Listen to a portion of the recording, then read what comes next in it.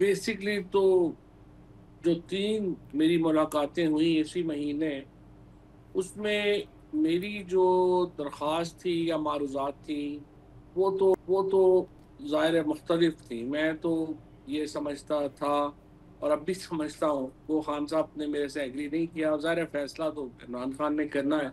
मेरा तो ये था कि हम पहले एक अपोज़िशन अलायंस जो है वो बनाएँ, जो मैं बहुत तवील अरसे से आपके प्रोग्रामों में भी बात करता रहा हूँ, आपसे भी बात होती रही है कि पीटीआई जो है, वो एस्टेब्लिशमेंट से लड़ाई है, हुकूमती जमातों से लड़ाई है। फिर हमने सोचा ये काफ़ी नहीं है, अपोज़िशन जमातों से भी लड़ना चाहिए।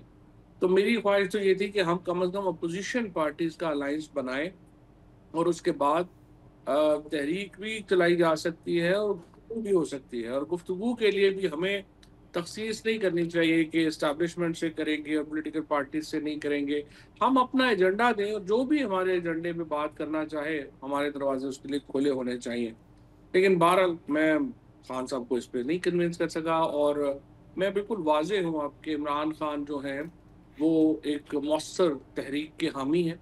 वो तहरीक ही चलाना चाहते हैं और वो अपोज़िशन की बाकी जमातें अगर इसमें साथ दें, सही है, नहीं दें तो वो कुछ ज़्यादा उसको समझते हैं कि इश्यू नहीं है और हमें अपनी तहरीक जो है वो चलानी है और आज भी जो मुलाकात हुई, उसमें बड़े वो वाज़ेह है कि वो एक तो सच्ची बात ये है कि वो बड़े दलेर आदमी हैं, जिस तरह से उनको रखा गया देखिए जो लोग चाहे खान अब्दुल गफ़्फ़ार खान हों, चाहे वो गांधी हों, चाहे नेहरू हों, ये तमाम लोग जो जेलों में थे, वो जेलों में इकट्ठे रहते थे। उनको कई वो महीनों रहे, लेकिन उनको इकट्ठा रखा जाता था, उनको वो बातचीत की इजाज़त थी।